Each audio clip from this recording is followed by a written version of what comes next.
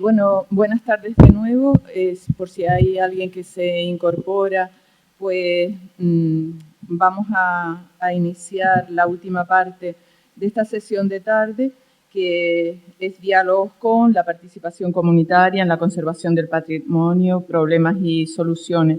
Nos acompañan los ponentes que han intervenido anteriormente: Cristina Escudero Remírez, que es restauradora y técnico del Servicio de Planificación, Investigación y Difusión de la Dirección General de Patrimonio de la Junta de Castilla y León.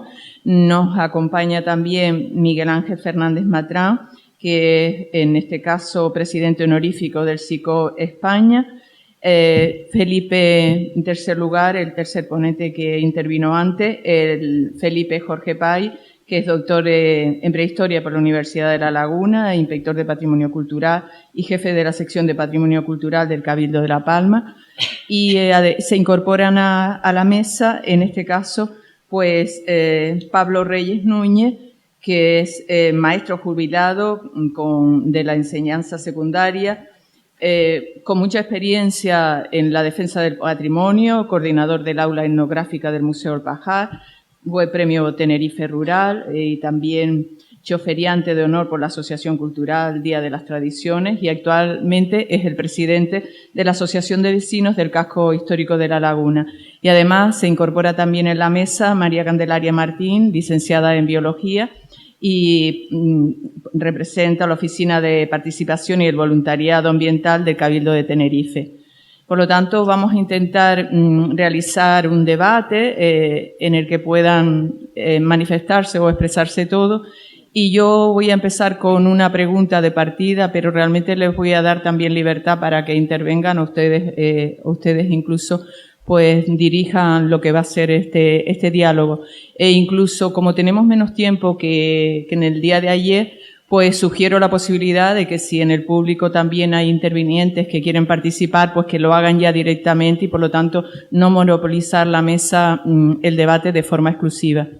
Se me ocurre que teniendo pues a todos los que están aquí, personas comprometidas con la defensa del patrimonio y desde hace muchos años, quizás podríamos plantearnos cuál ha sido su experiencia respecto a las participaciones con las comunidades, es decir, comunidades de vecinos, comunidades de colectivos culturales, etcétera. Es decir, ha sido una relación que ha sido constructiva o incluso algunas veces, pienso, ayudan o lo que es plantean inconvenientes o tratan de incordiar o de disuadir. Ese es un debate, porque realmente, y además sobre todo se ha hablado esta tarde mucho de la importancia de las personas y que el patrimonio realmente físico tal vez no sea tan importante si prescindimos del elemento principal, que son las personas que han creado ese patrimonio y que son las que deben conservarlo y para las que se debe conservar. Podemos empezar pues por el que quiera. Mala. Bueno, pues entonces, Matrán, te toca a ti.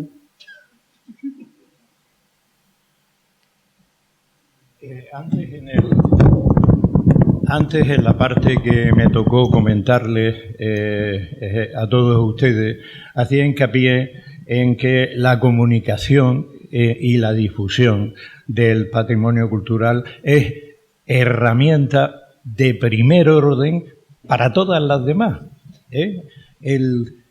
Ahora, dentro de una semana o 10 días, hay un congreso en Cuenca en donde se reúnen las ciudades Patrimonio Mundial para los planes de gestión del patrimonio cultural.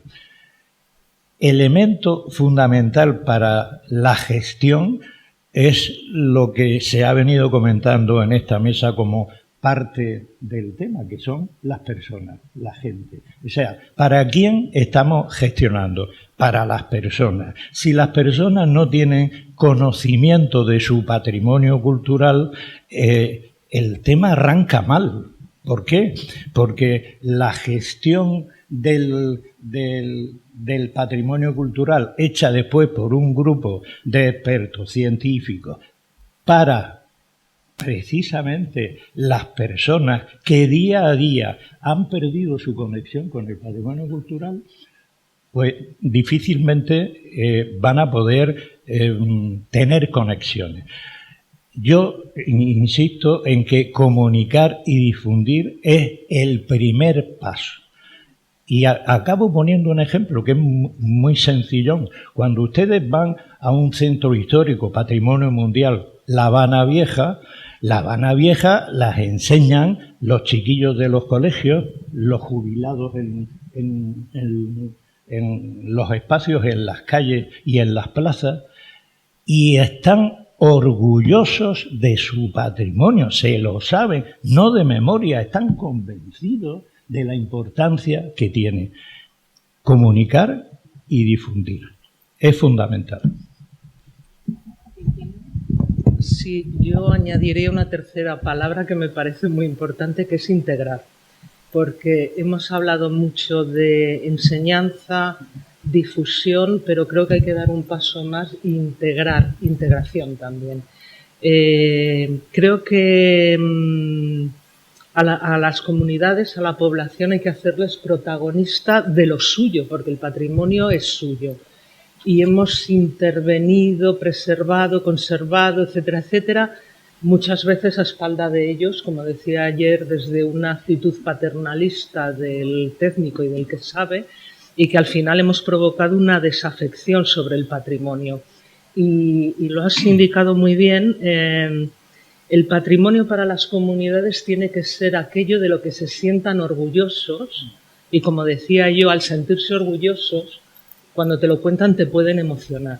Y yo insisto que el patrimonio, aparte del conocimiento técnico, etcétera, etcétera, tiene que vivirse desde la emoción o desde el enamoramiento, como decías tú en tu intervención.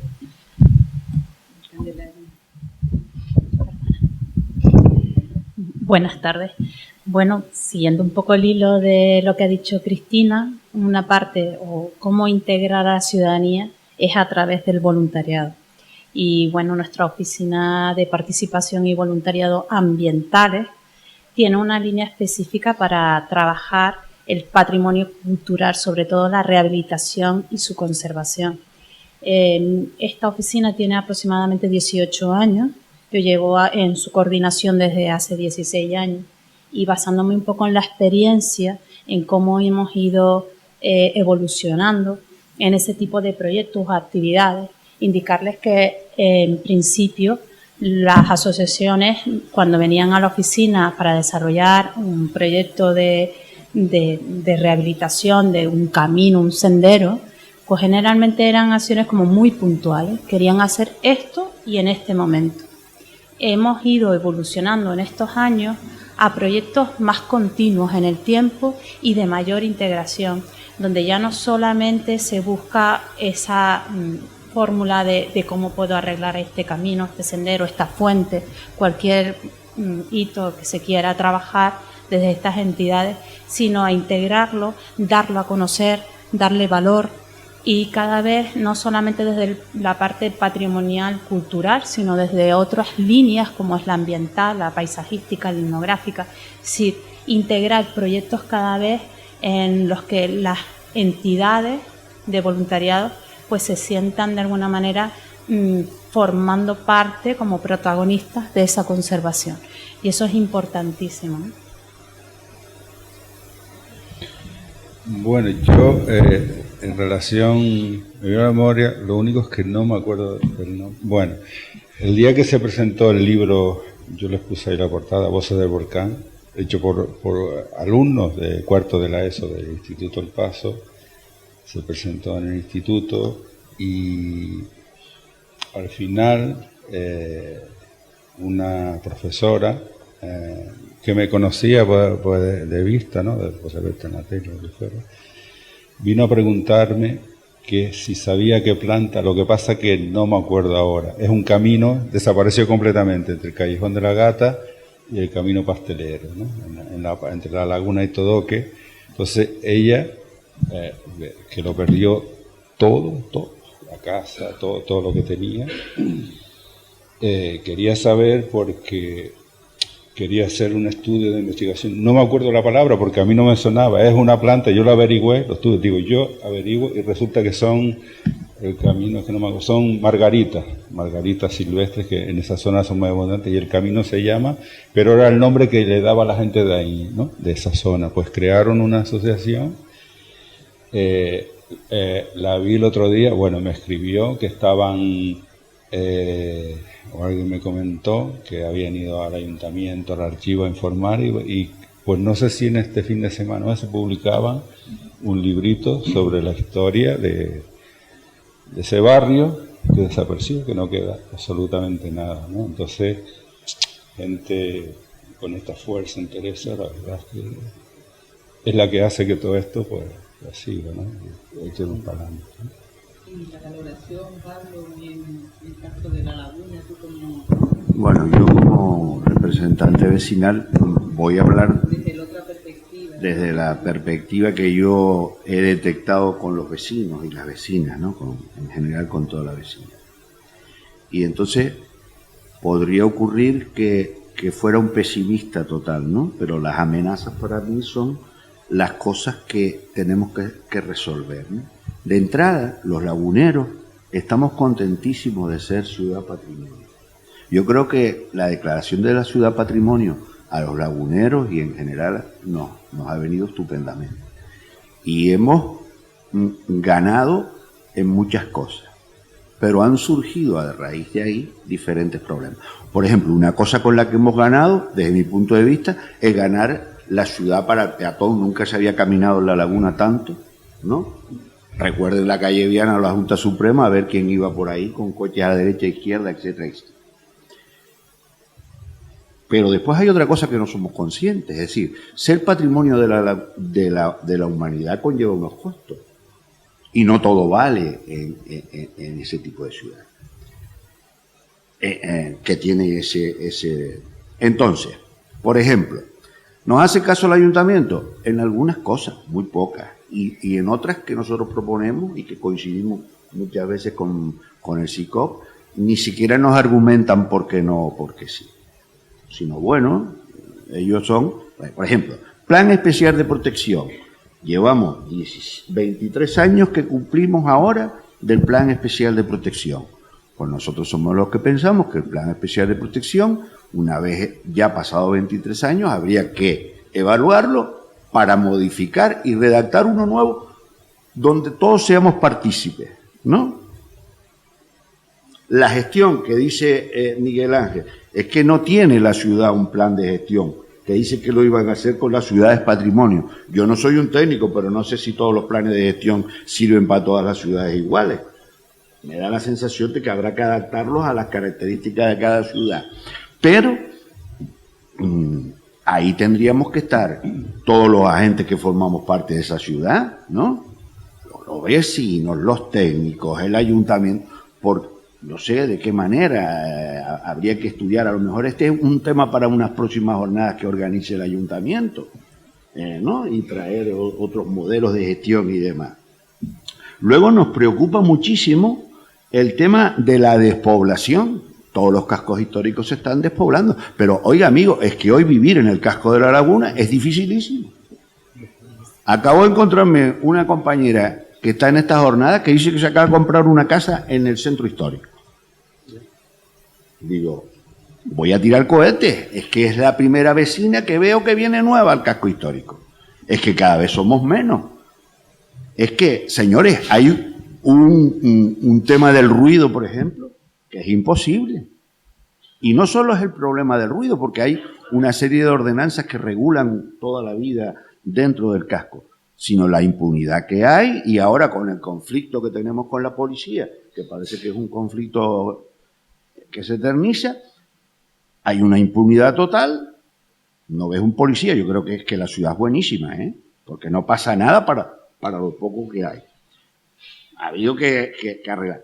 Pero es que encima perdemos identidad, ¿no? Porque la modernidad, la globalización ha conllevado que ha desaparecido pues la mitad o la mayoría del comercio tradicional. Y tampoco veo grandes campañas para proteger ese comercio tradicional. Entonces, llega a la Plaza de la Catedral. Tenemos la dulcería de Porfirio, dulcería de la Catedral, 100 y pico de años. Unos rosquetes laguneros impresionantes. Pero llega Granier, multinacional, franquicia, se pone un poquito más abajo, incumple todas las normas, porque pone la terraza como quiere, pone las mesas que quiere, y vende los panes congelados a 0,50. Entonces todo el mundo, las colas a granel. Pero no apoyamos a Porfirio, que es la dulcería de la catedral. Cuando Granier se canse, se va, ¿no? Digo Granier o Panaria, no recuerdo. Se va, pero ya se habrá encargado a Porfirio de la dulcería catedral. Y eso pasa con todo. Entonces, claro, no podemos ir contra eso porque las franquicias, etcétera, etcétera.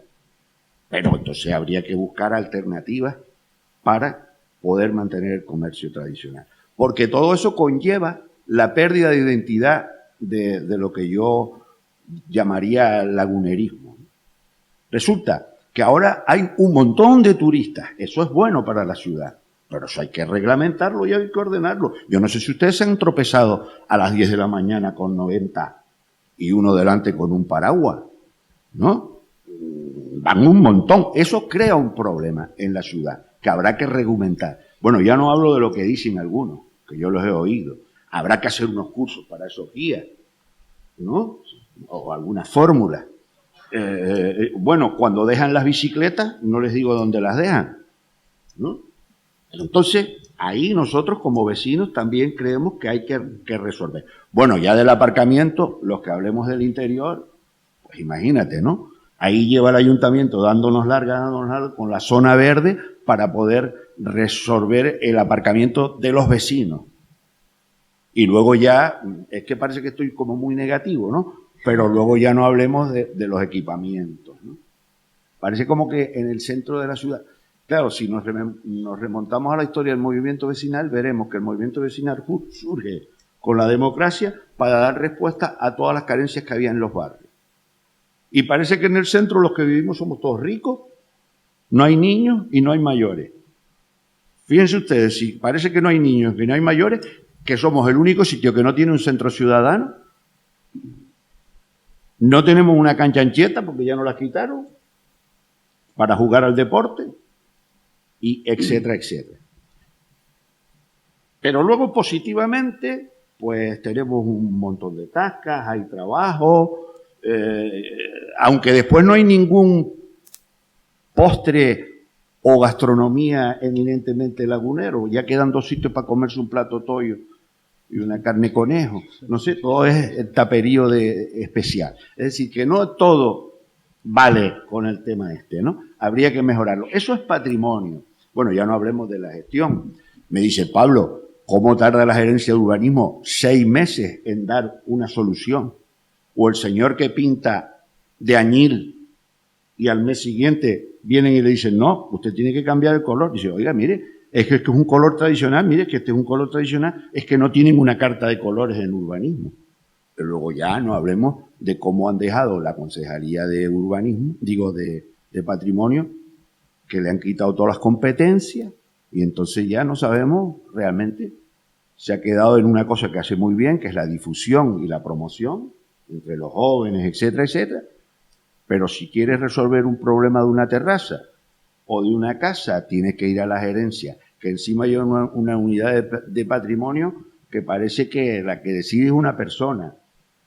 A mí me parece que hay que mejorar muchísimas cosas y yo soy optimista y vamos a participar en esa mejora, ¿eh? Porque luego nosotros también como colectivo vecinal también trabajamos mucho con el patrimonio cultural y tenemos algunos actos conjuntos con un montón de costumbres y un montón de cosas que hay en esta laguna y que ahora mismo no sabemos dónde las tenemos, porque no hay una coordinación, no hay un espacio de lagunerismo donde poder, tipo museo, tipo donde sea, donde podamos tener todo lo bonito y lo bueno que hay de personajes, de historia, de tradiciones. En ese sentido se está trabajando bastante. Lo que pasa es que no se está coordinando. Una concejalía hace una cosa, después llega la de servicios sociales otra cosa. Pero todo lo que sería poner eso a la vista de la ciudadanía es complicado porque no hay un sitio donde gestionar, digamos, todo eso. ¿Me entiendes? Es como a los servicios de publicaciones. Todo eso tendría que estar en un ayuntamiento, ciudad, patrimonio centralizado, ¿no? Bueno, ya seguimos hablando. Los demás, si quieren enriquecer las aportaciones, dar su visión. A mí me gustaría concentrar todo lo que hemos dicho aquí, incluido lo último de Pablo, que muy optimista no ha sido. Muy optimista. Concentrando todas las opiniones, porque yo creo que hay un denominador común en todo lo que hemos dicho, ¿no?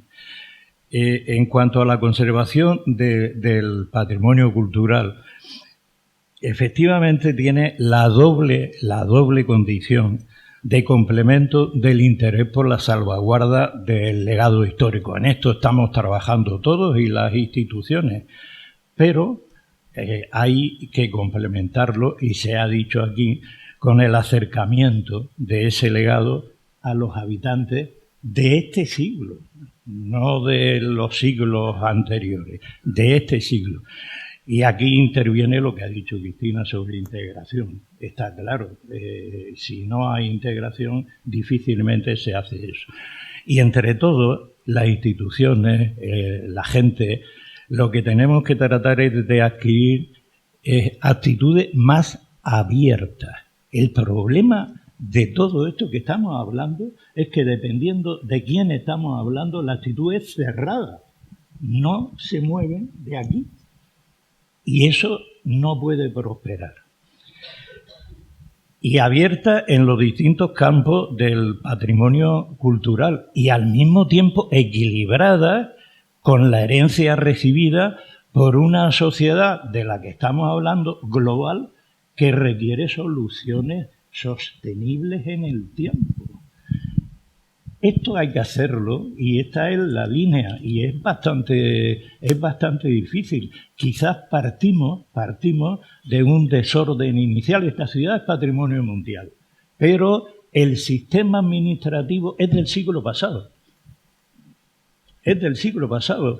Hoy día, un centro patrimonio mundial no se puede regir teóricamente por suma de concejalías. Tienen que estar administrativamente por ley los concejales, el alcalde, pero no se puede regir de esa forma. Si hay que arreglar la fuente de la Plaza del Adelantado, ¿quién va? Parque y Jardines. No va patrimonio ni cultura. Es decir, tienen que estar juntos, tienen que estar de forma consorciada. Y en ese consorcio está la administración política, está la gente, los vecinos, la iglesia, todos los interlocutores que están dentro de ese territorio.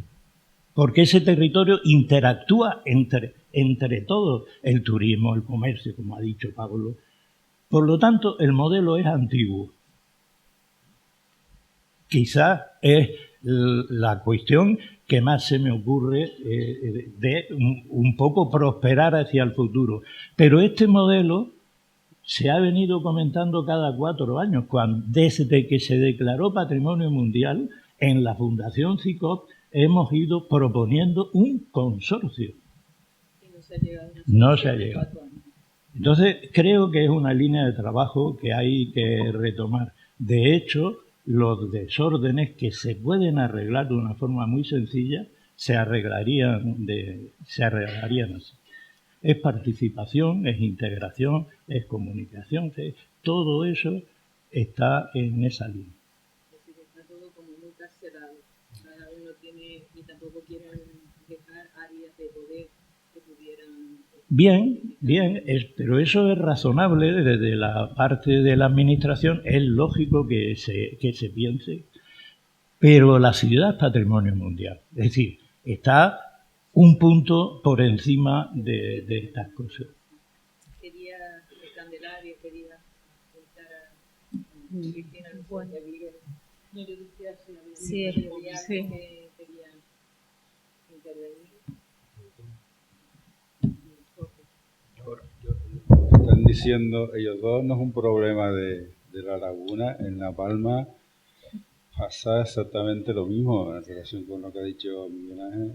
Yo llevo 20 y pico años trabajando en el Cabildo El otro día en el tercer congreso de museo, una de las comunicaciones que presenté iba en este sentido.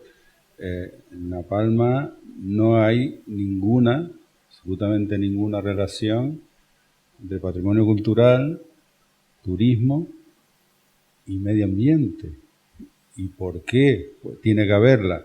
Pues porque en La Palma pues tenemos un patrimonio cultural muy interesante, en muchos aspectos es único respecto al resto del archipiélago canario. Yo creo que se puede desarrollar un turismo sostenible y diferenciado vinculado con el patrimonio arqueológico, etnográfico, arquitectónico y demás. Y eso entiendo que le debe interesar a turismo, pero sin embargo en La Palma el modelo turístico, que me parece bien, yo no estoy hablando en contra, se ha optado por el tema del senderismo y el cielo, que vuelvo a decir que estoy, pero ¿por qué también medio ambiente? La Palma tiene más del 50% del territorio protegido, más de 1000 kilómetros de una red de senderos habilitados. Mucho de ese patrimonio cultural, arqueológico, etnográfico, están junto a ese sendero. No costaría prácticamente nada ponernos de acuerdo y ponerlo en uso.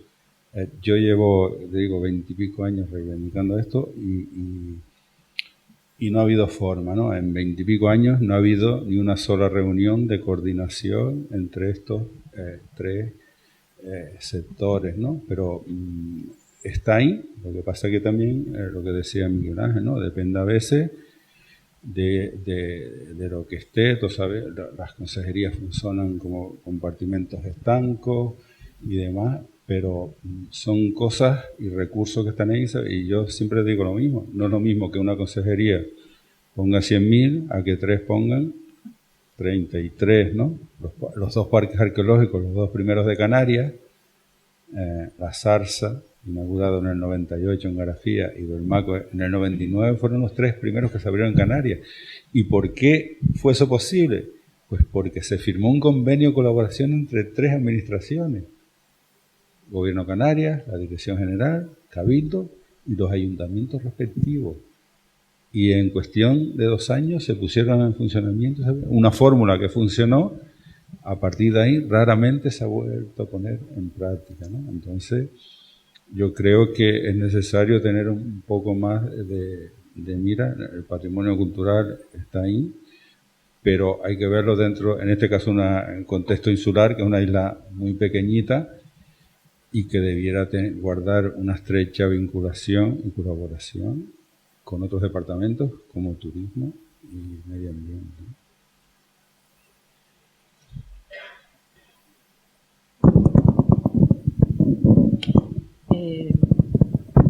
¿Querían aportar alguna cosa? Bueno, cuando me llamaron para venir a estas jornadas y viendo el título de Problemas y Soluciones, me puse también en la piel de una entidad de voluntariado cuando quiere desarrollar un proyecto, pues, de rehabilitación o puesta en valor de un patrimonio que tenga local, ¿no? Vamos a una cuestión así. De las cuestiones que generalmente se tiene es que muchas veces cuando se va a hacer algún tipo de rehabilitación, mejora por una administración, no se tiene en cuenta a esas entidades en la toma de decisiones, y nos ha pasado en varias ocasiones. Del mismo modo, tampoco hay fórmulas de que de alguna manera la voz o el conocimiento que se tiene desde esas entidades se ponga de alguna manera que sea utilizado por las propias administraciones, y eso es una de las cuestiones que tenemos. Después que el tema de la formación, nos hace muchísima falta formación, y a veces estamos desligados de los especialistas o personas que tienen conocimientos en la misma, no se integran en ese tipo de proyectos y se acercan a esta parte de intervención de la propia ciudadanía. Otras cuestiones económicas, lo tengo que decir también, ¿vale? Pues muchas veces no hay apoyos económicos, a lo mejor hay más apoyos económicos en la parte medioambial, en muchas ocasiones, que cuando queremos hacer una rehabilitación, una mejora de cualquier camino, sendero, siempre tenemos muchísimas menos oportunidades. Otra cuestión es ya un poco que también desde los especialistas a veces nos miran con un poquito de recelo, ¿no? Cuando la ciudadanía quiere participar, quiere hacer algo por necesidad. Esto es también por necesidad, porque, como decían antes, las emociones es importante este tipo de temas y muchos de los voluntarios y voluntarias se mueven por ese amor a lo que tienen próximo, a la historia, al pasado. Entonces también pues en muchas ocasiones pues nos vemos con pocas opciones, ¿no? Para de poder desarrollar esos proyectos. Como les digo, esos especialistas pues a veces nos miran un poquito con recelo qué vamos a hacer, qué es lo que vamos a dañar, o que a lo mejor lo que tendrían que hacer es unirse a esos proyectos y darnos pues esas vías o esas pistas de cómo hacer una labor voluntaria que sea útil, ¿no? No solamente desde el punto de vista de ponerlo en valor o dar una charla, sino también cómo intervenir directamente en esa mejora o rehabilitación de ese espacio. Sí, bueno, pues yo lo que quería decirle, para que no se lleven una visión tan negativa y derrotista de nuestra asociación, es que no es así. Nosotros también, dentro de lo que se nos pide, somos de las asociaciones que estamos en todos los foros que tiene este ayuntamiento, que son muchos. Unos funcionan más, otros funcionan menos, pero hay foro de mercado, ahí estamos nosotros, foro de patrimonio, foro, es decir, estamos hasta en el foro económico y social. Entonces, vamos ahí para denunciar, pero no en plan derrotista, sino para mejorar. En el campo del patrimonio cultural, por ejemplo, nosotros tenemos programas que venimos desarrollando para llevar el patrimonio a la gente joven, y llevamos trabajando durante 3 meses y sacando alumnos de los institutos de la zona centro a ver y a recorrer la Cañada Lagunera todos los viernes con unos cuantos de nosotros ahí al pie del cañón. También hacemos todo lo de la recogida de la memoria viva, ¿me entienden? Donde hemos recogido toda la información de un montón de gente, o ya vamos por la 18 edición de nuestro concurso de fotos antiguas, donde participamos en las fiestas porque queremos que sean unas fiestas participativas, pero llevamos 30 años pidiendo una comisión mixta de fiestas y todavía no la tenemos.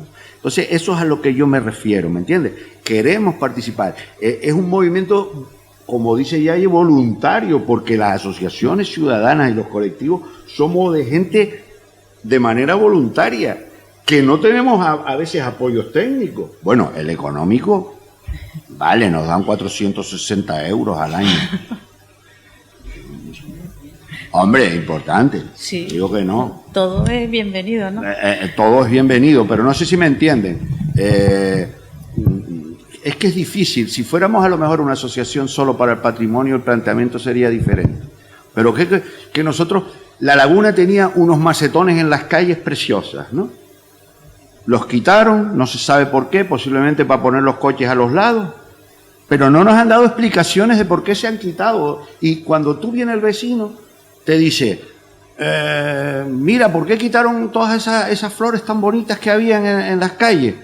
Y entonces vas al ayuntamiento y una concejal me dijo un día, no, porque eso choca con el patrimonio. Digo, ¿y el cableado no choca más? Que está toda llena de cables, y no se le quita un cable. No sé si me entienden. No es que lo hagamos en plan derrotista, lo hacemos en plan de mejorar.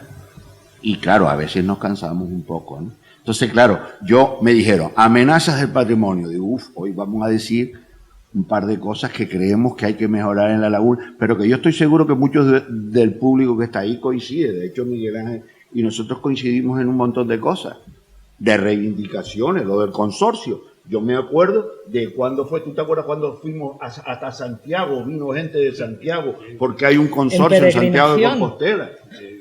Eso fue, ¿cuándo? No teníamos canas, tú sí, yo no. Hace un montón de tiempo de eso. Es decir, que no es que seamos pesimistas, sino que hay que mejorarlo, todo eso hay que mejorarlo.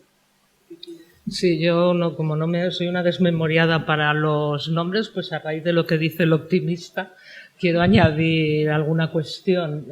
Pablo, eso, me lo han chivado. Lo que estás exponiendo no es un problema solo de la laguna, es un problema mercantilista, porque al final el patrimonio de las ciudades solo se le da valor como recurso económico. Entonces, ¿qué ocurre? Que hemos puesto las ciudades no solo las ciudades patrimonio, sino las que tienen patrimonio al servicio del turista, y por eso el centro se ha quedado vacío y son oficinas. Y lo que dices tú, el comercio popular desaparece. Pero encima con el agravante de que se vende la ciudad como un recurso económico de cara al turismo, pero encima es un recurso que no revierte en la conservación de ese patrimonio, con lo cual estamos matando a la gallina de los huevos de oro. Es que ustedes se habrán dado cuenta que en este país, porque yo tengo contactos con otras asociaciones de otros países, ha entrado un nuevo poder fáctico, que tiene más poder que el ejército, que la iglesia, con lo que sea, que es la hostelería. A ver, ustedes se han puesto a fijarse el poder que tiene la hostelería. Bueno, eso es objeto de otro debate. ¿Y qué aporta el patrimonio? Depende de las estrellas Michelin. Ah, sí, las estrellas Michelin están aquí. Pablo, tú que eres profesor y desde el punto de vista de los centros escolares o fuiste profesor, ¿crees que se está dando materia en temas de patrimonio cultural local? ¿Se trabaja? ¿Cómo lo ves tú? Afortunadamente, poquito a poco, si lo comparamos de cuando yo era niño, que lo que daban era una diapositiva de la Catedral de León, que nos ponían allí y teníamos que recitar. Afortunadamente hoy hemos avanzado muchísimo. Pero si entráramos a fondo en el tema de la educación y de los currículum, yo tendría que decir muchas cosas. Todavía en Canarias estamos no bajo mínimo. Hay algunos programas, como Enseña, como los de patrimonio, hay acciones, pero y dentro de los currículum, un alumno canario de lo alto de la Orotava, aparte de sonarle el río Guadiana, que es importante, le suena el barranco del Quiquirá o del barranco del Infierno y la historia nuestra y todo un conjunto de actividades que Canarias no es eso solo, también es las migraciones, todo el tema de la sostenibilidad, de las nuevas. Ahí habría mucho que hablar sobre la educación canaria, vamos a decir, o los aspectos de Canarias dentro de la educación. Pero yo también soy optimista como buen docente, ¿eh? Creo que hay gente joven muy interesante y muy comprometida.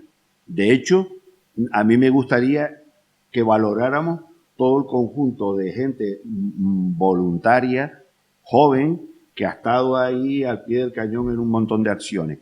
Y de cara a los que amamos el patrimonio, posiblemente los que trabajaron el patrimonio natural, los grupos ecologistas, fueron mucho más listos y engancharon a la gente joven cuando nosotros seguíamos con nuestra diapositiva en el colegio. Pero yo no sé cómo los del patrimonio natural han sido más listos, que hoy hay jóvenes que llevan la voz cantante en el movimiento ecologista y en todo lo que... Sin embargo, en lo que es el patrimonio cultural, oye, es que de patrimonio cultural hemos empezado a hablar hace 5 años. Hasta el otro día era patrimonio histórico, ¿no? El patrimonio cultural no existía. No existía en las escuelas canarias. Yo tuve la suerte de conocer, pero no existía. Pero bueno. De eso tendría yo que también hablar mucho como docente, precisamente porque además di clase pues hasta el año pasado a esas edades de bachillerato. Y sí que tengo que decir que efectivamente pues es el patito feo, pero también se ha hecho muchísimo. Es decir, desde el momento cuando yo empecé a dar clase, pues recuerdo que veía siempre un aula cerrada y no sabía por qué, con unas puertas ahí metálicas que no se podía entrar y realmente no sabía por qué. Y después, pasado el tiempo, me vine a enterar que allí había un museo. Y es un museo que había creado el profesor Adrián Alemán de Armas un año que estuvo en ese centro. Y hizo ver a los alumnos la importancia que tenía el material, esas cosas que decían viejas, antiguas, no servían, era inservible, había que tirarlas. Y hizo que con esos alumnos las recuperaran y se convirtieran en piezas museísticas. Desafortunadamente, la administración, pues es secundario la presencia de un museo en el centro, y como el crecimiento, en este caso, con institutos que están masificados y que eran necesarias las aulas, pues terminó cerrándose. Se sacaban a los alumnos para traerlos a ver museos etnográficos por la zona del norte, y los alumnos se marchaban sin saber que había un museo etnográfico en el centro. Y afortunadamente, bueno, al final pude convencerlos de que teníamos unos elementos impresionantes a disposición y cercanos al alumno con el que poder trabajar, y lo rescatamos. Por lo tanto, trabajamos en nuestro centro con esos fondos museísticos que eran creados por el profesor Adrián Alemán de Armas, y hoy en día sigue funcionando.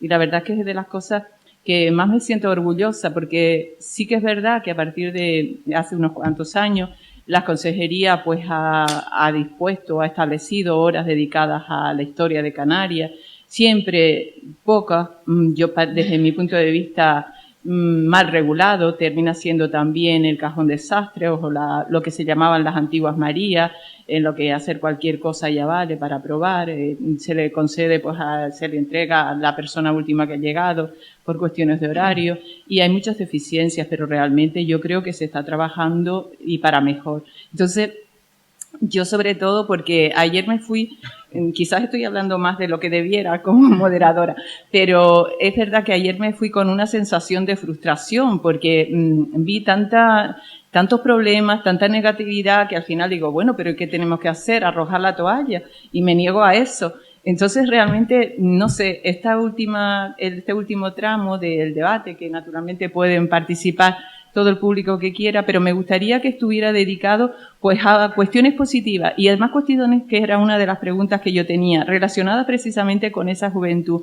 Incluso ayer se planteaba el problema, lo que suscitaba los problemas derivados para el patrimonio de las redes, pero quizás las redes no se podrían utilizar también en pro de ese patrimonio, y es una forma de involucrar tal vez a esos sectores jóvenes, es decir, ¿qué se les ocurre? ¿Qué podríamos proponer para que realmente la defensa, la protección y el amor al patrimonio, y que se debe generar desde la sociedad, desde la base, pues pueda mantenerse o pueda defenderse en ese terreno? Tema de tiempo, ¿no? Yo creo que es un tema de tiempo, porque hay un montón de gente en la oficina de voluntariado que tú conoces que están ahí muy comprometidas con un montón de cosas. Es que yo veo un montón de gente joven que sube a la mesa mota a trabajar con la ruta, ¿entiendes? Pero allí hay gente joven que está reclamando la palabra, que yo creo que hay que dejarla.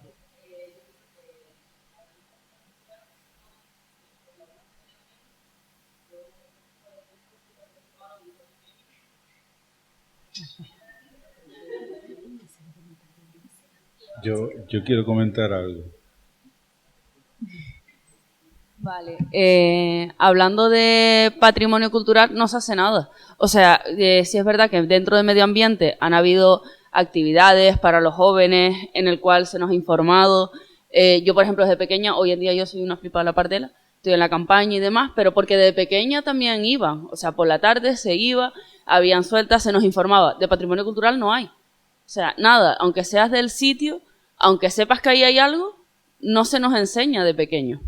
Entonces crecemos y sí, eso está ahí, pero no le damos importancia. Entonces yo creo que de igual que se ha hecho, tanto con medio ambiente y otras cosas, cuando se hace algo en los pueblos hay que enseñarlo, no puede contar del colegio. Un docente, y sobre todo ahora que los docentes vienen muchísimo de península, sí, ellos podrán intentarlo, pero no van a saber que hay un tejar, a lo mejor un telar en ese pueblo, que tiene 100 años el telar, no lo saben. No sé, para mí es algo que se debería hacer también desde fuera, no contar con los docentes de un colegio.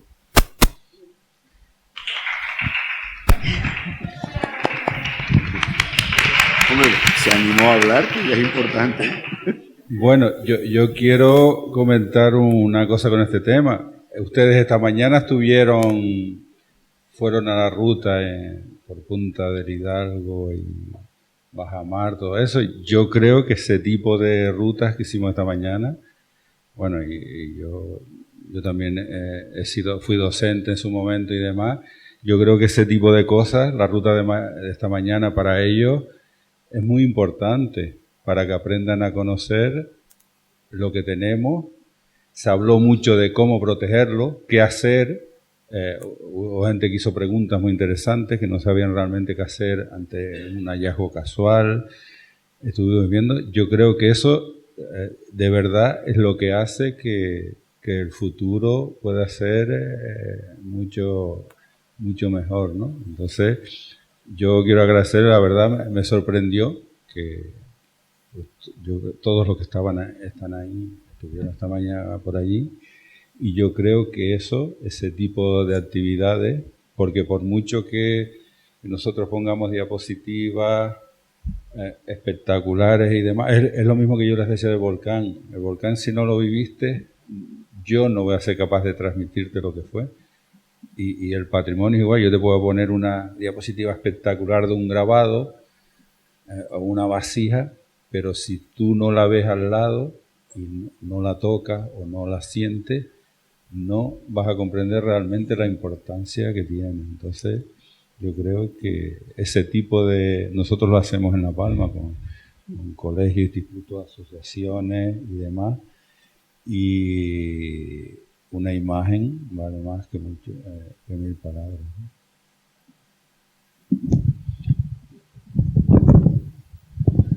Yo voy a seguir con el optimismo del medio rural. Yo tengo una parte de mi trabajo que al final ha quedado un poco al margen por todo esto de emergencias, que me llegaban las peticiones de lo que querían restaurar en algunos pueblos. Normalmente el obispado decía: tengo un retablo de Juan de Juni, que es una figura importantísima allí, que merece la pena, no sé qué. Yo iba allí y es que solo les faltaba escupir al retablo, por así decirlo. Y luego he tenido la suerte de ir a pequeños pueblos que allí están llenos de pequeños retablos barrocos, que yo, como digo en broma, que tengo un sentido estético muy elevado, a mí, a partir del arte prehistórico, todo me parece arte contemporáneo. Y entonces, cuando veo un retablo de estos pequeños y dorados, llenos de columnas salomónicas y tal, me mareo un poco y digo: ¡oh, Dios mío! Bueno, pues al final, pateando estos pueblos, he aprendido que uno de esos retablos, que a lo mejor no tiene ese valor cultural o económico que le dan los expertos, la población o la comunidad lo valora tanto que eso es garantía de que se va a conservar, mientras que el otro no, por muy importante que sea.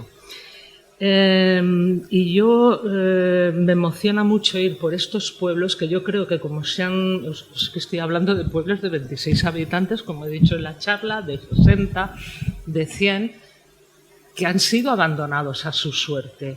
Tenéis que pensar que la definición de lo rural no es porque estén lejos de las ciudades, es por la ausencia de servicios. Malas carreteras, malas comunicaciones, es decir, no tienen servicios sanitarios, los bomberos están muy lejos, o sea, abandonados a su suerte. Con lo cual, yo veo que muchos se han hecho fuertes en su patrimonio, precisamente por lo que tiene de identitario y por lo que aglutina a toda la población en la defensa de algo.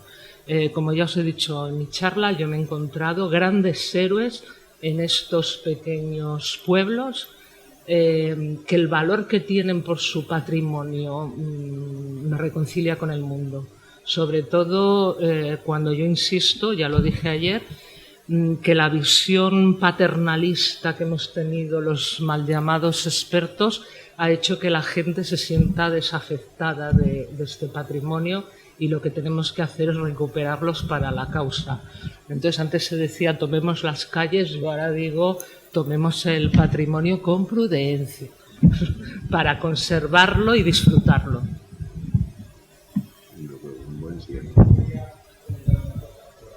Porque soy su profesor y soy de la península, Alba, No, es broma, es broma. Profesor. Un poquito, retomando lo que han comentado de las redes sociales, de la comunicación, viendo un poco lo que comentaron ayer también de la falta de personal, el poco interés político, los bajos presupuestos que tienen, todo eso, claro, yo veo que la intervención comunitaria y de la gente es absolutamente esencial. Y es una cosa que pasa en cualquier lado, porque tú te vas a Madrid, yo vengo de Madrid, en Madrid, pregúntale a alguien de allí, que lleve toda la vida viviendo en Madrid, si ha ido al Museo del Prado, por ejemplo, o que conoce del Madrid de los Austrias, o es una cosa que ves todos los días y que te llama poco la atención, ¿no? Entonces es como una enfermedad que tenemos en todos los sitios. Entonces, un poco retomando con lo que estaban comentando de las redes sociales y un poco lo que comentaba Yayi también sobre el voluntariado ambiental en la educación ambiental, toda esta problemática que están contando me recuerda a hace 30 años cuando empezábamos con la educación ambiental. Y ahora, como los proyectos ya no están en los colegios, en los institutos, en la formación reglada, sino que ya tienes que salir a buscar al público. No donde sabes que está cautivo, sino ir a buscarlo, ir a llamarle, a hacerles encerronas, que les cuente sobre patrimonio donde menos se lo esperan. Entonces, las redes sociales, por un lado, ayudan mucho. La tecnología actual ayuda muchísimo, Internet, la realidad aumentada, la inteligencia artificial, todas esas nuevas tecnologías, que unas no son tan nuevas, pero otras sí, ayudan muchísimo. Entonces y tenemos una hornada, por ejemplo, de nuevos y nuevas comunicadores y divulgadores científicos que están ahora, que está un poco en bonanza, ¿no? Todo la comunicación científica en redes llama mucho la atención.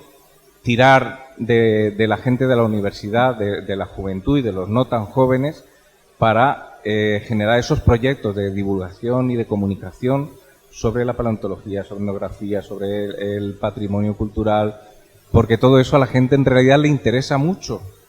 Lo que pasa es que se lo tienes que contar. No, muchas veces no va a ir a buscarlo. Muchas veces se lo tiene que encontrar. Y como les decía, yo vengo de fuera, cuando llegué aquí me enamoré. Me enamoré de la isla, de cómo se puede...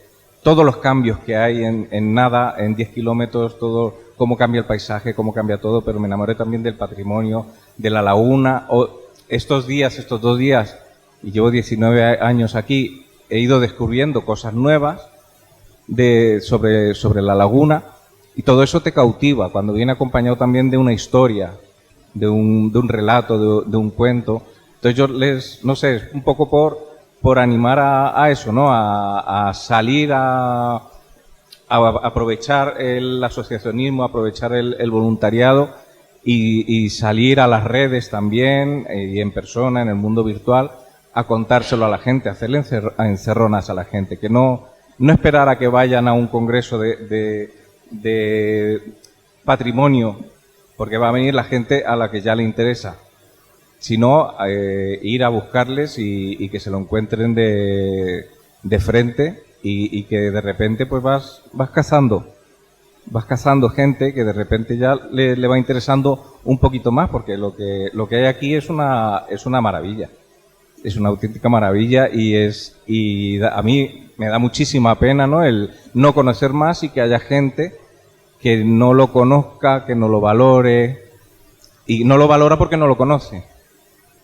Entonces, no sé, es animarles un poco a ese tipo a salir más a aprovecharse de la divulgación y de la comunicación, a aprovechar los proyectos de ciencia ciudadana, por ejemplo, innovar en esa parte que se está haciendo de ciencia ciudadana, meterla en patrimonio, involucrar a la ciudadanía en ese sentido, yo creo que es esencial. Y ya me callo.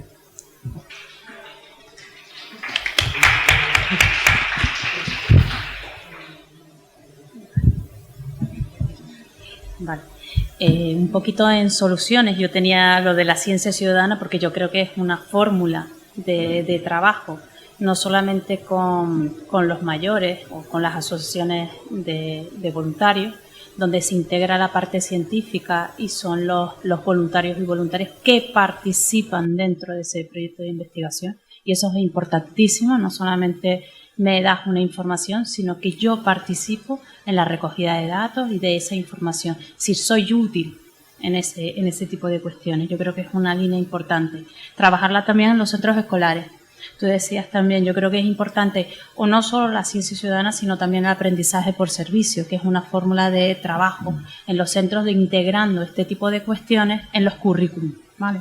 Acercando las aplicaciones de móviles. Sí, hay un montón de fórmulas que podemos hacer que se integren dentro de ese tipo de proyectos. Más un poco con las entidades de voluntariado y bajo esta experiencia de estos años, ahora mismo lo que está funcionando mucho son los proyectos de custodia del territorio. Esos proyectos donde entidades de voluntariado sin ánimo de lucro deciden apadrinar, amadrinar, custodiar, vigilar espacios donde no solo el patrimonio cultural, sino también el patrimonio medioambiental, paisajístico, cultural, todo tipo de patrimonio participan y de alguna manera es como se acercan a esos espacios, ¿no?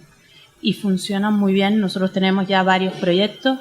Hay un proyecto de un camino, uno de los que llevamos muchísimo tiempo, con una asociación de vecinos, donde se inició por un presidente de una asociación que, escuchando a los mayores del barrio, les dijeron de un camino que había ahí que se utilizaba, empezó a investigar dónde estaba, vio allí una verjita, empezó a mirar y resulta que encuentra un camino.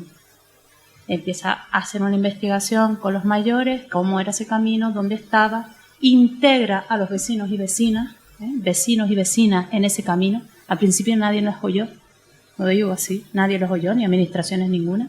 Ellos empezaron poco a poco, empezaron a limpiarlo, a reconocerlo, verlo, ponerlo en valor dentro de los propios vecinos. Después, eso es un llamamiento, lo digo por experiencia, para las administraciones, porque vemos que se unen los vecinos en a lo mejor un barrio que solo se unían para las fiestas. Y eso es importante, se empieza a crear comunidad, ¿vale? Alrededor de un patrimonio, en este caso cultural, un camino, que a lo mejor no tendría a lo mejor mucho valor, o sí lo tiene, pero es que ha servido de nexo de unión con la gente.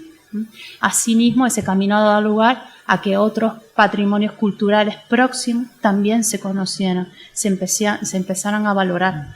Y ya, les digo, ahora mismo es un proyecto continuo de interés, donde incluso se tienen en cuenta las demandas de los usuarios. Antes hablaban del uso, yo creo que es importantísimo, ese camino se utiliza, lo han puesto en valor, lo han puesto en utilidad, se utiliza para unir un barrio con una parte de un casco, ¿no? Entonces, conocer las demandas, ver qué es lo que quieren los vecinos y vecinas con ese camino. ¿No? Simplemente un banco para sentarse bajo un árbol, ¿vale? Eso es importante porque hace que también la gente tenga voz en este tipo de cuestiones. Bueno, por cuestiones de tiempo, la verdad es que seguiríamos con el debate porque me parece interesantísimo, pero por cuestiones de tiempo tenemos que terminar y dejarlo aquí. A mí solamente pues agradecerles a todos naturalmente la participación y pues terminar dirigiéndoles unas palabras pues al público, porque espero que una palabra que se ha dicho aquí, que es el amor al patrimonio o enamorarse del patrimonio, lo hayamos conseguido a través de estas jornadas y que por lo tanto dejar ahí con un toque positivo para las otras jornadas o que se siga trabajando en pro de ese patrimonio. Bueno.